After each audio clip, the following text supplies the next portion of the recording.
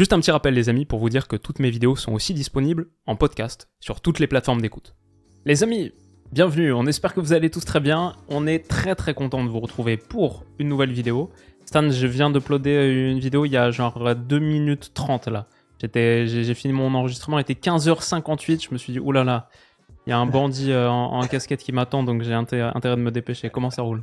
Ça va, tranquille, la forme. J'espère que tout le monde va bien, la paix et la santé. On sort en plus d'une belle semaine de football. Et tout, il s'est passé pas mal de choses. Donc, ouais, j'ai hâte de discuter aujourd'hui parce que je pense que le sujet dont on va parler, il est un peu raccord avec l'actualité. Donc, ça fait du sens. Le sujet, c'est les trades dont le foot a besoin. Ou en tout cas, dont les équipes dont on va discuter ont besoin. Je t'échange ce joueur contre celui-là et nos deux équipes s'améliorent. Comme en NBA, c'est la seule manière d'acquérir des joueurs à part la draft, mais en tout cas des joueurs d'autres équipes. Donc tu dois réfléchir à des réorganisations, des recompositions d'effectifs, etc. Bref, intellectuellement, les trades, c'est assez fascinant. Et on a réfléchi avec Stan à quelques-uns qui pourraient peut-être être acceptés par les deux directeurs sportifs. On leur présente ce trade, on fait ça te dit, et ils font « Ah ouais ». Samedi. Ça a l'air si simple. Voilà, c'est ça, exactement. Le foot, c'est pas la NBA, donc on demande un petit peu de mansuétude, les amis, mais on a essayé de se creuser un petit peu la tête. Et Stan, on va rentrer tout de suite dans le vif du sujet, parce que j'ai un trade pour toi. J'ai un trade pour tes Gunners. On va voir si on a le même trade. Parce que je crois que toi aussi, tu as réfléchi à quelque chose qui pourrait améliorer un petit peu la situation d'Arsenal, où non seulement le besoin d'un numéro 9, il est criant depuis des saisons maintenant, mais en plus, là, dans les dernières heures, j'ai appris que Kai Havertz, on a fait le stage aux Émirats Arabes Unis pour préparer tranquille, un peu de soleil, machin. Il s'est fait quoi, les croisés ou le genou? Non, les hamstrings, là. Ah ouais, les ischios, ischios jambiers, les ischios, là, et fin de saison. Fin de saison. Apparemment, peut-être même ils vont l'opérer, tout ça et tout. Je sais pas, en fait. On est censé se reposer à Dubaï, là-bas. On dirait le soleil l'a cramé, je sais pas. Exactement, fin des ischios. Donc déjà que c'était pas un 9 extrêmement prolifique. Gabriel Jesus est blessé aussi. Saka est blessé. Donc je veux dire, vous avez besoin... Martinelli, n'oublie pas Martinelli aussi. Bah lui, il est pas blessé, mais c'est Martinelli. Si, il s'est blessé aussi? Non, il est blessé, tu me dis. Il est blessé jusqu'à, je sais pas, un mois ou je sais pas, 4 semaines, je sais pas. Donc moi, j'aime bien Ethan Nwaneri, mais le but d'Arsenal, là, on le dit depuis le début, moi, ils me doivent une finale de Ligue des Champions cette saison. Là, normalement, c'est ça qu'ils doivent faire. Donc comment est-ce qu'ils font? Arsenal a besoin d'un 9. Plus que jamais, ils ont besoin d'un avant-centre. Donc je vois ça. Et je vois un autre club qui a un immense chantier derrière, défensivement, surtout à gauche. C'est la Juventus de Turin. Et du coup, un petit échange Vlahovic-Calafiori m'est venu en tête. Mais gars, toi aussi, franchement, déjà, moi j'ai des problèmes du côté gauche. J'ai des problèmes, j'ai que des tocards là-bas. Zinchenko, Tierney, j'ai que des faux types. Tu veux voir le mec Calafiori? Pas mal, auquel tu as envie de donner un petit peu de temps pour qu'il se mette à émerger, etc. Alors, je te fais mon argumentation et tu me dis après. La première chose, c'est que déjà pour la Juve, tu pourrais dire se séparer de Vlahovic, c'est un gars qu'ils ont acheté hyper cher, c'est censé être leur 9, machin. Bon, avec l'arrivée de Kolo Muani, Vlahovic, maintenant il est sur le banc. C'est le plus gros salaire du club. J'ai vu sur Capology 19 millions par an. J'ai lu 12 ailleurs. Donc on va dire c'est entre 12 et 19. Mais même ça ferait le plus gros salaire du club. J'avoue, c'est une grosse différence. C'est les frérots 12, italiens. 19, les frérots italiens, là, il n'y a rien de clair dans leurs affaires. C'est 12 ou c'est 19. Voilà. Mais que ce soit 12 ou 19, ça resterait le salaire numéro 1 de la Juve. Et genre Bremer, qui est le deuxième salaire le plus élevé, est à 9, par exemple. Donc tu vois, c'est grosse différence. Et disons que pour un remplaçant, Vlahovic, il pèse assez lourd. Que ce soit 12 ou 19, ça pèse assez lourd. Deuxième chose, c'est que Motta, il connaît très très bien Calafiori. C'était son entraîneur à Bologne la saison passée. Il l'utilisait en défenseur central. La Juve a 2 défenseurs centraux gauchers actuellement. C'est 2 qu'ils ont pris au mercato hivernal. C'est d'abord Lloyd Kelly, qui a 26 ans, mais a eu genre 6-7 grosses blessures dans sa carrière. La Juve va devoir l'acheter cet été pour 17 millions, c'est les conditions du deal. Mais je pense pas vraiment que tu puisses compter sur lui long terme, et je pense pas que ce soit un crack non plus. Et l'autre défenseur central gaucher qu'ils ont actuellement dans leur effectif, c'est Renato Veiga, mais lui, c'est un prêt sans option d'achat. Donc à moins qu'il trouve un deal avec Chelsea fin de saison, normalement, il repart à Chelsea. Donc ils ont un peu un trou là. Ils ont un petit peu un trou sur le poste de latéral gauche. Sur les 5 derniers matchs, ils ont utilisé 4 latéraux gauches différents.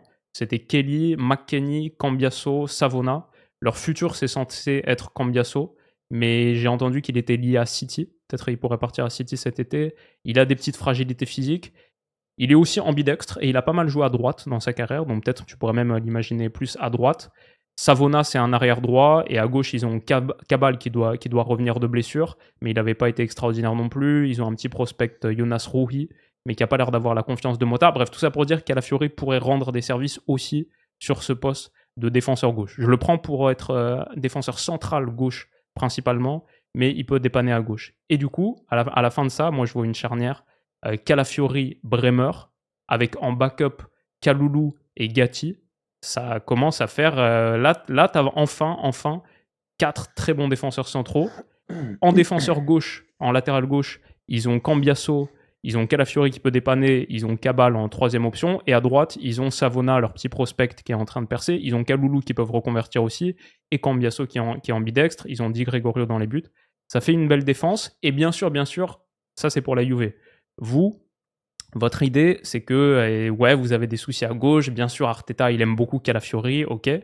Mais votre défenseur central gaucher, donc la position un peu à la base de Calafiori quand même, d'être défenseur central gauche, c'est Gabriel qui est en train de vivre son prime, qui, s'il continue sur ces standards-là, sa place, elle est plus à prendre. Et vous avez à gauche, en tant que défenseur gauche, latéral gauche, le petit Miles Kelly qui est en train de pousser. Et peut-être vous avez envie d'avoir un homegrown player à cette position qui sera prêt pour être le titu bientôt, peut-être. En tout cas, vous avez actuellement un Calafiori qui est ok, bien sûr, il vous sert en tant que défenseur gauche, mais vous avez besoin d'un renfort offensif. Ça, c'est une certitude. Genre, le problème d'Arsenal, c'est l'attaque.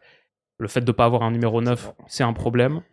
Et la Juve cherche un profil Calafiori parce que là, au mercato hivernal, par exemple, ils étaient à fond sur David Anško du Feyenoord, le Slovaque, qui est pareil, c'est un défenseur central gaucher qui joue aussi parfois défenseur gauche. C'est vraiment le profil qu'ils sont en train de chercher.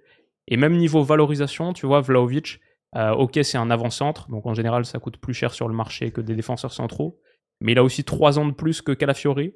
Il a 25 ans, Calafiori 22. Niveau salaire, Calafiori, j'ai vu qu'il est à 6 millions de livres.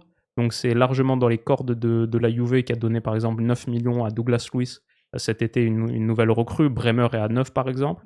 Bien sûr, vous aimeriez garder Calafiori, mais c'est le principe de ces trades, c'est que tu vas pas avoir Vlahovic en lâchant Kieran Tierney et Zinchenko en pack. C'est la Juve, ils veulent un gros joueur, quoi. Donc voilà, c'est mon idée.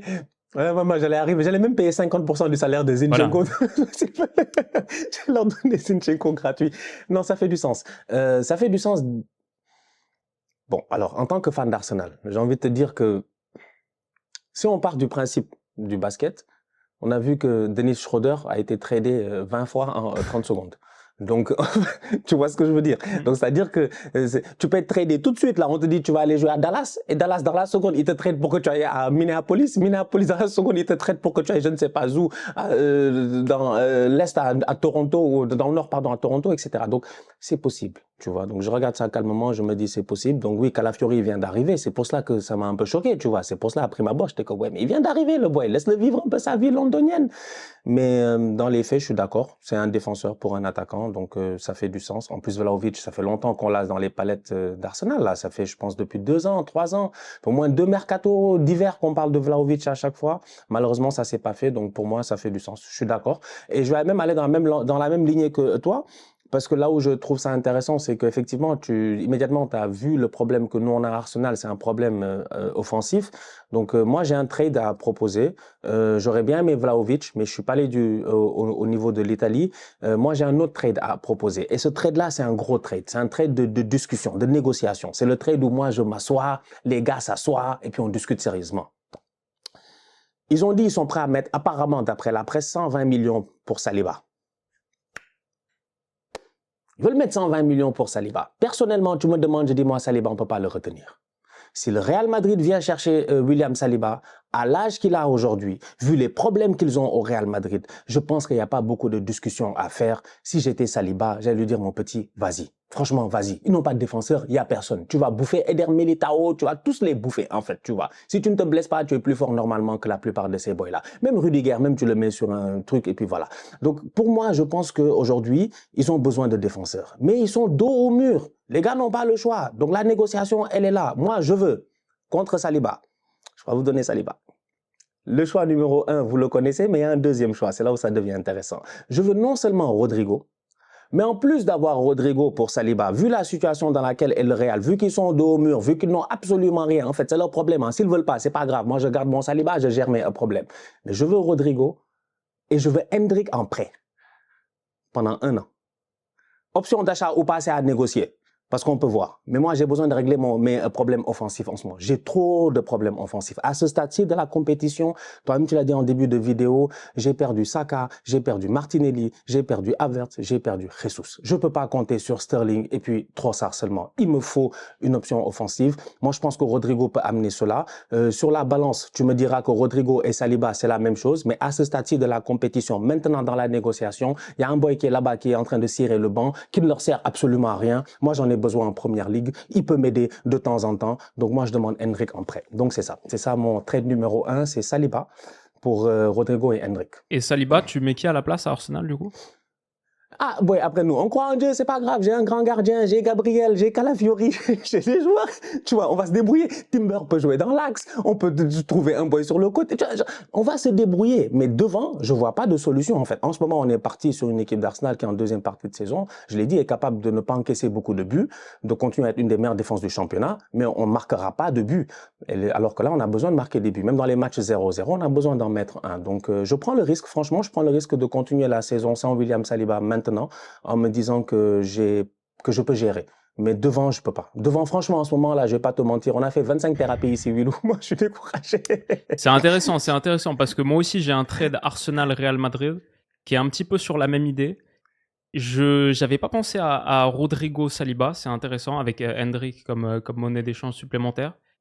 C'est intéressant. Peut-être Arsenal se dit notre énorme force, même s'il est un peu moins bon en ce moment, Saliba, notre énorme force, c'est Gabriel Saliba. Genre ça, c'est notre base.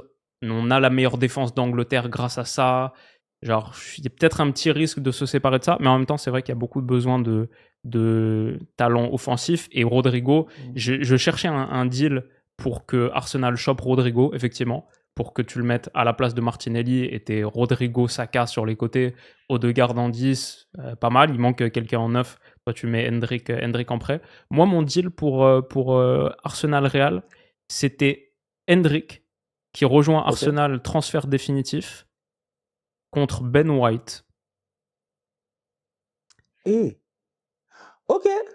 En gros, le Real Madrid, on connaît la question, on connaît l'histoire. Ils ont un effectif qui est fondamentalement déséquilibré. Le déséquilibre qu'on voit sur le terrain, c'est une conséquence du déséquilibre de cet effectif, où ils ont à la fois 7 top options offensives, et derrière, ils sont sur une ligne de 4 expérimentale à chaque fois. Ils ont besoin d'un top défenseur droit, parce que Carvajal qui s'est fait les croisés, tu sais pas quand est-ce qu'il revient effectivement. Vasquez, c'est trop pauvre. Ils ont probablement besoin d'un top défenseur central aussi, parce que Militao, Rudiger, c'est très cool quand ils sont là, mais voilà, eux aussi, ils vont commencer à prendre de l'âge, des blessures et tout, et à la bas, dès qu'il revient, il se reblesse. Bon, voilà, grosso modo, la défense est finie. Et Raúl Asensio, j'aime bien, mais je sais pas si c'est le futur du Real sur 10 ans non plus. Donc moi, je vois cette idée, défenseur central, défenseur droit, ils ont besoin de quelque chose. Et perso, pour le Real Madrid, par exemple, je suis pas hyper emballé par Trent Alexander-Arnold en tant que défenseur droit, parce qu'ils sont déjà tellement portés sur l'offensive que je pense que leur défenseur droit, il a besoin d'être beaucoup plus équilibrant. C'est même si, imagine, un jour, il y a Xabi Alonso qui arrive, tu sais, il aime bien jouer avec des systèmes à 3 centraux. Je vois beaucoup plus un Militao, Rudiger, Ben White comme ligne de 3, la première, le premier trident là, pour repartir. Ben White qui est un pur hybride, défenseur droit, défenseur central, le classique. Donc, ça, c'est l'idée. Ils ont besoin de ce profil, je trouve. Et leur cartouche dans un trade, bah, tu as commencé à le mentionner avec Rodrigo, Endrick, c'est clairement le secteur offensif où ils ont besoin de libérer du temps de jeu parce que Vini, Mbappé, Jude, c'est forcément des titulaires. Rodrigo, il serait titulaire dans 99% des clubs de la planète, mais il joue à un niveau stratosphérique en ce moment, même s'il n'est pas tout le temps titulaire dans tous les matchs du Real. En vrai, c'est un asset qui est tellement important. Voilà, tu le lâches pas contre Ben White, quoi. C'est forcément, comme tu disais, un Saliba ou un énorme truc en retour. Donc, soit tu gardes Rodrigo, ça c'est un peu mon option préférée, soit c'est une excellente monnaie d'échange et il y a quelque chose de fou qui vient en face. Donc pour le Real, je traderais plutôt le niveau en dessous. C'est pour ça Endrick, qui malgré son potentiel et tout, il a joué que 400 minutes, toutes compétitions confondues cette saison. C'est pas parce qu'il est mauvais, c'est juste parce qu'en face, je veux dire, il y a le secteur offensif le plus chargé quasiment de l'histoire de ce sport. Donc le Real Madrid, ils ont des assets sur le secteur offensif. Et qui est-ce que tu pourrais prendre d'autres comme défenseur droit / défenseur central? C'est cette position qui te permet un peu d'avoir un défenseur droit très défensif. Bah, en vrai, au Barça, il y en a. J'ai pensé à Koundé ou Araujo, mais je crois qu'on mourra tous avant de voir un trade Real-Barça. Et même si j'avoue l'idée de Araujo qui vient au Real, il y a un petit côté excitant. Il retrouve son pote uruguayen Fede Valverde. Sur le papier, ça fait du sens. Hein. Franchement, sur le papier, ça fait du sens. Plus de Araujo, Vinicius aussi, les deux réunis. Enfin bref, ce serait trop drôle. Mais bon, difficile à imaginer. Et aussi parce que, pour le coup, plus de cartouches offensives pour le Barça. Genre dans ce trade-là, ils s'en foutent. Ils ont déjà la meilleure attaque d'Europe. Ils n'ont pas besoin d'un Endrick en plus pour mettre dans les passes de qui que ce soit. Leur système marche très très bien comme il est configuré actuellement. Du coup, je pense, Ben White, et pas que parce qu'il a un nom qui irait très bien à la Maison Blanche, un nom très merengue. Mais l'ami Ben Blanc à Madrid, vous avez Timber aussi à droite, et Endrick, on ne saura jamais si c'est un top joueur juste au Real Madrid. C'est ça mon problème un peu avec Endrick dans ce trade-là, c'est que je prends beaucoup de risques en fait. C'est que tu vois, Ben White, c'est un guerrier. Ouais, moi, Ben White, je l'ai revu à l'entraînement, mais on dirait que... Je sais pas, vraiment, j'étais bien. J'ai vu le gars et j'ai dit, j'ai dit, mon gars, je t'avais même oublié. Ça fait 4 mois, il est blessé. J'étais content, tu vois, de le revoir. Ça m'a rassuré un peu. Donc, alors que, bon, Endrick, c'est pour ça que je le prends en prêt. Avec option d'achat éventuellement, parce que je ne sais pas en fait ce que réellement il vaut en première ligue, tu vois. Donc je prends un risque quand même, mais sur le papier, c'est un trade qui s'équilibre carrément. Je pense que Ben White pour Endrick, ça s'équilibre. Ben White, il n'y a pas longtemps, c'était 50 millions qu'on a claqué dessus quand il était à Brighton, et depuis lors, il n'a pas déçu. Hein. Franchement, il n'a pas déçu. Il a été top dans l'axe sur le côté. Donc ouais, ça fait du sens. Je pense que ça fait du sens et ça montre aussi quand même les problèmes. Là, il y a un problème de défense. Là, il y a un surplus en attaque. Il y a même un autre joueur qu'on aurait pu mettre dans ce trade-là, c'est un Arda Güler, tu vois. J'aurais pu me prendre le risque de... J'y ai pensé, mais pour vous, je trouve pas, parce que c'est soit la position de Saka, soit la position d'Odegaard, donc je vois pas trop l'idée de Arda Güler chez vous. Mais en vrai, genre, tu vois, vous, c'est clair et net que vous avez juste un besoin critique de neuf. Genre, tu donnes aujourd'hui Pavlidis à Arteta, il prend. Tu lui donnes Ricardo Pepi, il prend. Tu lui donnes Eddie Nketiah. Non, peut-être pas Eddie Nketiah, qui est d'ailleurs 0 but à Crystal Palace en Première Ligue cette saison. Miskin. 30 millions qui vous ont fait du bien, mais lui, ça se passe moins bien. Vous avez juste trop besoin d'un neuf, donc tu me parles de risque. Je suis OK, mais vous avez besoin de prendre des risques, les mecs.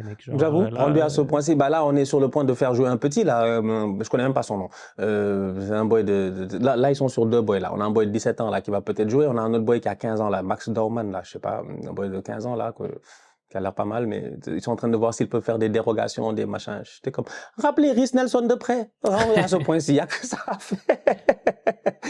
Rappelez de près d'un Fulham. Je sais pas, parce que vos neufs que vous avez formés, les Nketiah, Rhys Nelson, Balogun et tout, genre, je sais pas, moi j'irais plutôt sur Endrick White. Je parle pas du joueur des Celtics, mais vraiment d'un prêt, d'un échange Endrick White. Et ça se fait. Donc, du coup, Endrick White ou Saliba et Rodrigo, plus éventuellement Endrick en option. Moi, franchement, ouais, les deux me vont. Les deux me vont à ce stade-ci. Le Barça veut Isaac. Tout le monde veut Isaac. Même moi, je veux Isaac, tu vois. Le Barça veut Isaac. Moi, je pense que si le Barça, ils prennent Isaac, ils peuvent lâcher, peut-être pour Isaac, je vise... Alors, souvent, par rapport au poids, je vais 1 pour 2. parce que je trouve que Isaac, il pèse lourd et Isaac, il règle un énorme problème. Vu que Lewandowski, 36 ans, la fin de la saison, 37 ans l'année prochaine, tu vas pas partir avec Lewandowski en numéro 1. T'as pas de backup Ansu Fati, Ferran Torres, tout ça. T'as plus trop de choix, en fait. Tu sais que ta priorité estivale, c'est quand même le poste de numéro 9. Donc, Isaac, je pense qu'il y a 2 joueurs qui peuvent partir. C'est assez risqué, mais je pense que Newcastle, c'est 2 joueurs qui pourraient leur faire du bien parce que j'envisage qu'à Newcastle, ils vont perdre des joueurs au milieu de terrain. Donc, je fais Isaac pour Frenkie de Jong et éventuellement, peut-être dans la négociation, Dani Olmo. Moi, je suis pas fan de Isaac. Je crois pas que le directeur sportif de Newcastle, il accepte de trader le franchise player, quoi. Ah, mon gars, après là, t'as pas le choix. Hein. C'est un peu ça le principe. C'est sûr que Isaac, il va pas bouger. Faut le vendre. Mais qu'est-ce que tu peux leur donner qui puisse réellement faire du sens? Je me dis, bon, si dans ton milieu de terrain, t'es encore en train de te débrouiller avec, voilà, quelques guerriers, tu vois, des Bruno Guimaraes, il est très fort. Mais Joe Wellington, tout ça, bon, les gars, ça va, c'est du bon niveau et tout. Peut-être t'as besoin d'un peu plus de technique. Bon, c'est là où je me dis, un Frenkie de Jong qui est en train de revenir d'ailleurs ces derniers temps. Enfin, j'espère qu'il va se libérer des blessures parce que ça fait 6 ans qu'il est là. Frenkie, il faut qu'il se gère. 6-7 ans là, c'est le moment de briller. Je me dis peut-être que Frenkie pourrait leur faire du bien au milieu de terrain. Derrière, le Barça, il règle vraiment un problème. Et vu que c'est un franchise player, c'est pour ça que je mets 2 joueurs. Tu vois, je suis pas venu juste en me disant Frenkie, ça vaut pas la peine dans le truc. Mais si tu mets Frenkie et Dani Olmo, gars, franchement, moi, je suis les gars à Newcastle, je m'assois calmement. Bon, en termes de prix, je sais pas si t'es perdant ou pas. Bah, écoute, c'est vrai que tu mets les deux ensemble, ok. Mais le truc, c'est que je trouve le milieu de terrain, c'est déjà la zone qui est forte à Newcastle. C'est marrant parce que moi, mon trade, c'est aussi avec Newcastle. Et c'est en tradant un de leurs joueurs au milieu de terrain. Parce que je trouve que là, ils ont trouvé avec Bruno, Tonali, Joelinton, ils ont trouvé leur milieu. Et derrière, ils ont le petit Miley, ils ont Joe Willock, Longstaff. Je sais pas si leur milieu extrêmement énergique, tu sais, genre très première ligue dans l'intensité et tout, Frenkie de Jong. Ouais, je vois. Je sais pas, genre. T'as pas tort sur ce point-là. Sur ce point-là, je te l'accorde quand même. C'est vrai que l'intensité peut faire des choix. Oui, mais qui te dit qu'ils vont garder Guimaraes? Ah, mais là, on part du principe que les effectifs, ils bougent pas ailleurs, quoi. Parce que, mais j'ai pensé, parce que en tout cas, j'adore ton trait niveau Barça, c'est sûr, tu vois, genre le Barça a un surplus de richesse au milieu de terrain, c'est clair. Il est trop. Pedri, Gavi, Casado, Bernal qui va revenir, Fermin Lopez, Pablo Torre, Dani Olmo, Frenkie de Jong et tout, genre ils sont très très riches là. Et t'as raison que derrière Lewandowski, qui en plus il va avoir quoi, genre 37 ans maintenant, un truc comme ça. Ouais, derrière c'est un peu le vide. Donc pour eux, je suis d'accord. C'est juste, en gros, Newcastle, s'ils trade Isaac pour ça, ils mettent quoi, Olmo en 9, genre, et ils font un. Bah, ils ramènent Callum Wilson. Pas de retour de blessure, lui. Chacun ses gère. Ouais. Olmo Wilson, je sais pas. Écoute, moi, si je suis le directeur sportif de Newcastle, je te dis non à ça. Moi, pour Newcastle, je me dis plus si tu veux leur. Mon trade autour de Newcastle, c'était leur ailier droit. Parce que là, je trouve qu'ils ont une très très belle équipe. Ils ont commencé à sécuriser leur couloir. Livramento, Lewis Hall, normalement ça dure longtemps. Ils ont Botman en défense centrale. Normalement ça dure longtemps. Ils ont Tonali, Joelinton, Bruno. Normalement, il reste encore quelques années. Je veux dire, Bruno, il a 27 ans, je pense, c'est le plus âgé des trois. Et t'as Isaac, Gordon, c'est incroyable. Il y a juste Jacob Murphy à droite, même s'il joue très bien en ce moment. C'est un guerrier, hein. Ouais, Franchement. à mort, totalement d'accord avec ça. Je suis 100% d'accord avec ça. C'est vraiment un des même underrated players de l'année, etc. Mais déjà, c'est la meilleure saison de sa carrière de très loin. Il n'a pas du tout montré ça avant. Et il a 29 ans. Pour un ailier, 29 ans, ça sent la fin quand même à un moment donné.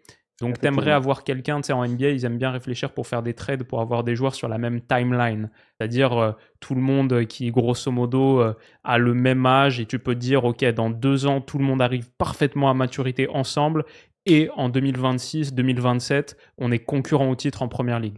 Bah, ça, du coup, pour moi, c'est effectivement, t'as Isaac, tu lui mets 2 ans de plus avec de la Champions League. T'as Gordon, pareil. T'as ton milieu de terrain qui prend encore en maturité. Les côtés, les latéraux pareil, et t'ajoutes maintenant un ailier jeunes. Là où ils ont peut-être un petit peu de ressources, des assets à trader, c'est peut-être milieu de terrain du coup. Et comme je vois Joelinton, Bruno et Sandro Tonali, et qu'il y a Joe Willock qui est assez intéressant, ils ont un peu Longstaff, je me dis la monnaie d'échange peut-être qu'ils ont. Je pense les supporters de Newcastle, bien sûr, ils préféraient le garder, mais c'est le petit Louis Smiley, 19 ans, qui est genre censé être un gros prospect au milieu, vraiment un milieu de terrain crack des prochaines années. Mais est-ce que si tu peux le trader lui pour choper un top ailier droit, un top joueur offensif pour complémenter et avoir avec Gordon et Isaac vraiment une très belle attaque, est-ce que un club en première ligue aussi qui a vraiment besoin de renfort au milieu de terrain parce que tout le monde commence à prendre énormément d'âge, les Souček, Edson Alvarez, etc. Est-ce que tu prends un joueur qui n'est pas non plus dans la forme de sa vie en ce moment, mais tu sais tu peux le faire retrouver à un top niveau, c'est Mohamed Kudus. Kudus, Miley, et tu as une attaque, Kudus, Gordon, Isaac, devant un trio, Joelinton, Tonali, Bruno.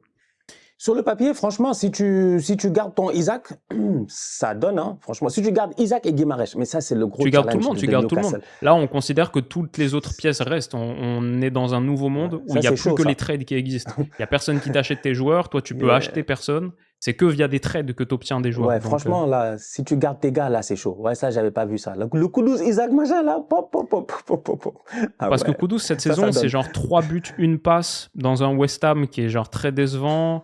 C'est peut-être le moment où il a 25 ans là, peut-être c'est un moment pour aller le prendre. Il est un peu dans le creux de sa cote, quoi, tu vois. Il a été beaucoup plus haut à une époque. Et ils ont besoin de se renforcer au milieu, ils ont besoin de tourner la page au milieu, de mettre des nouveaux joueurs. Donc je sais pas, après Kudus, ils l'ont acheté cher et tout, ils se disent sans doute c'est un risque pour nous.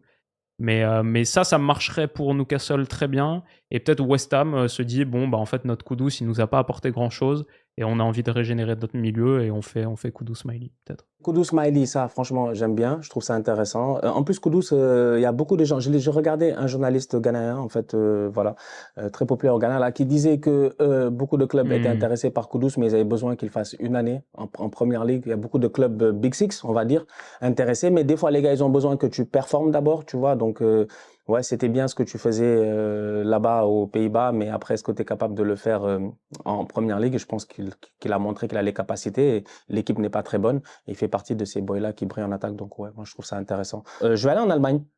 Ouh, intéressant. Je vais aller en Allemagne. Ouais, j'ai Bayern, j'ai Leverkusen. Hein, je suis dans des trades là. Moi, j'ai allé chercher les bails les plus complexes en me disant comment est-ce qu'on peut essayer le truc. On sait tous que Musiala, il doit se barrer là. Ça va, c'est bon. Les fans du Bayern, ils vont se fâcher. Ils vont se fâcher. Là, j'ai vu, là, ils sont tous fâchés. Ouais, c'est notre joueur. Musiala doit se barrer. J'ai cru que tu allais me parler de Wirtz. Ok, Musiala. Oh, okay. Ouais, mais Wirtz aussi, j'ai un trade pour lui. Mais en fait, c'est le même trade, actuellement. Attends, mais juste, rembobine. On sait tous que Musiala doit se barrer. Comment ça? C'est quoi le délire? Pour moi, c'est franchise player et il fait 15 ans au Bayern. Mais raconte-moi, pourquoi il doit se barrer? C'est franchise player, il fait 15 ans au Bayern. Mais bon, dans les faits, réellement, on va en parler même tout à l'heure. Tu vois, j'ai vu le Bayern jouer. C'est un joueur qui est juste... Je sais pas... Tu vois, encore, ils vont se fâcher, les Allemands. Ils vont dire qu'on sous-estime leur championnat, qu'on les aime pas, qu'on les respecte pas, machin. Mais pour moi, le boy Jamal, franchement, c'est pas, il a une vibe de première ligue, tu vois. Moi, Jamal, je pense qu'il règle pas mal de problèmes dans certains clubs. Je pense qu'il peut aller oui, je pense qu'il règle des problèmes dans tous les clubs. Ça, c'est pas la question. Ouais. Oui, il peut aller dans un club où je pense que, je sais pas, c'est compliqué. Après, s'ils prennent Wirtz, et comme on parle beaucoup de Wirtz au Bayern, c'est vrai qu'à un moment, tu peux pas faire jouer tous les meilleurs attaquants du continent dans la même équipe. Donc, c'est vrai que Musiala, Olise, Kane, même Sané qui revient pas trop mal. Vas-y, on fait un trade entre 3 équipes. Ah ouais, ça existe. Hein, ça existe.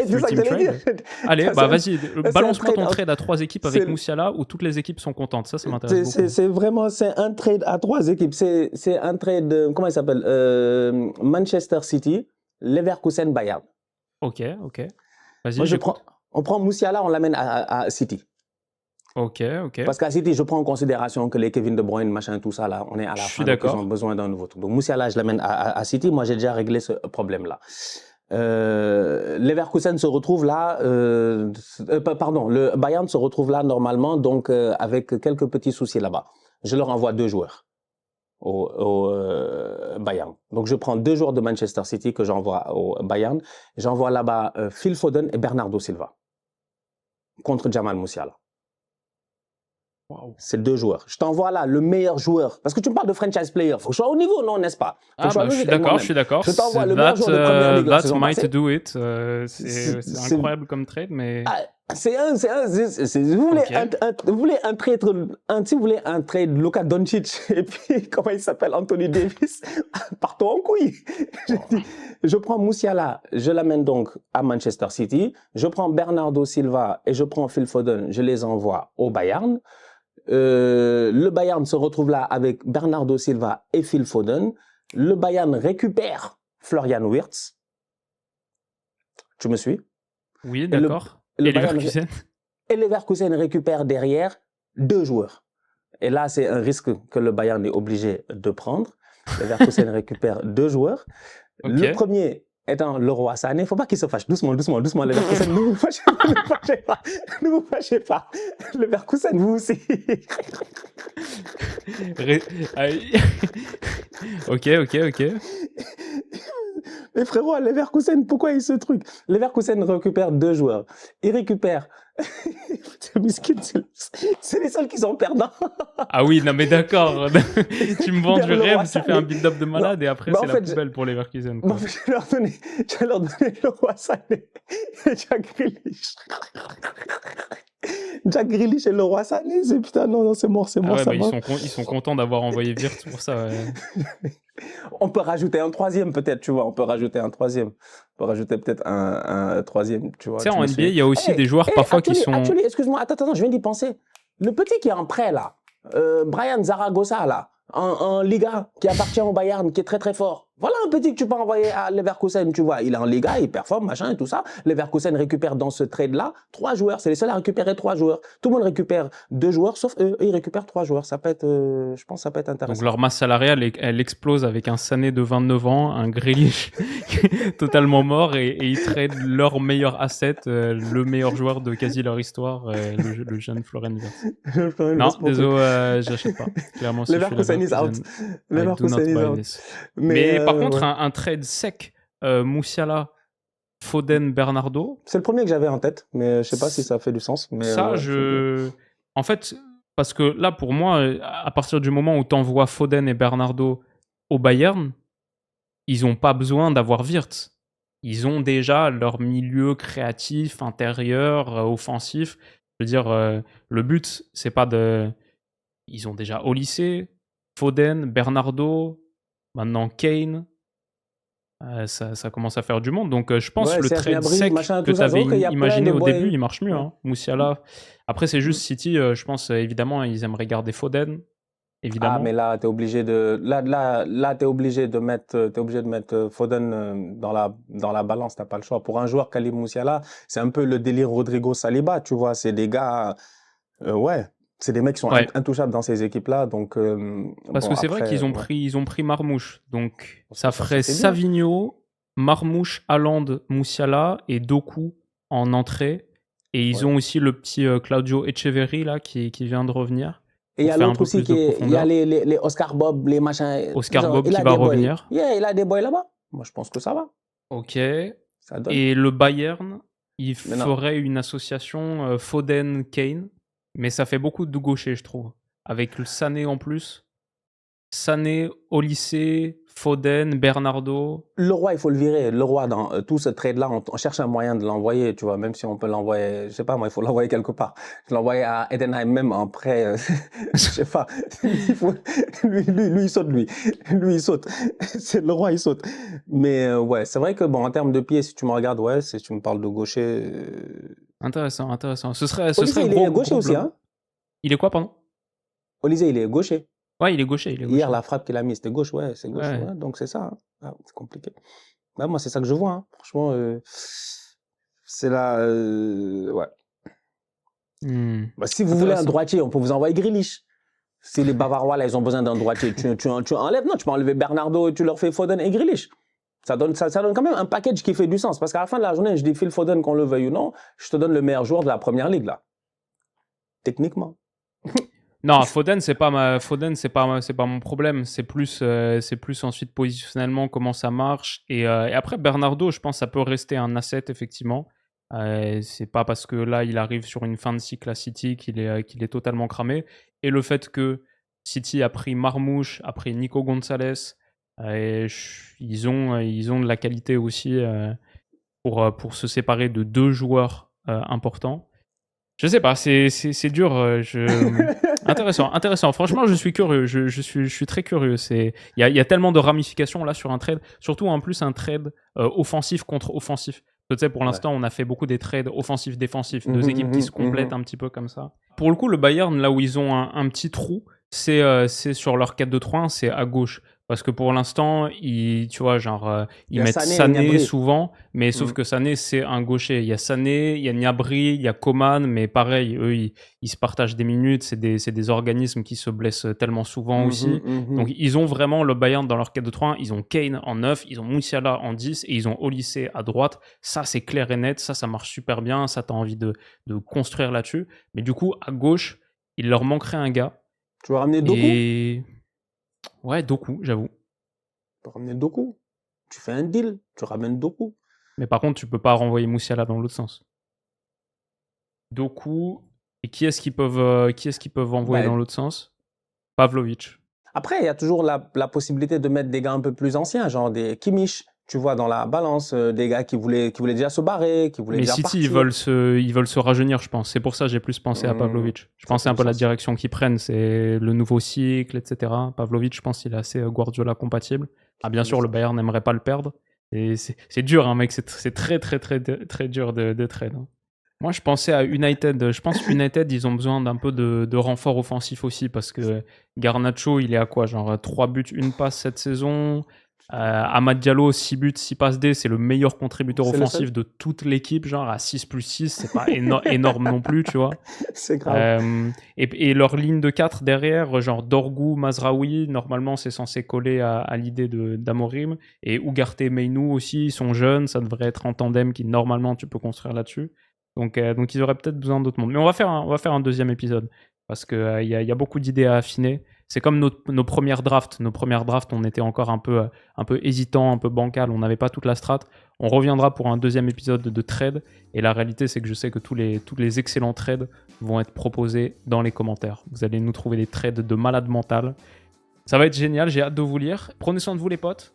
Rendez-vous dans quelques jours. Bisous.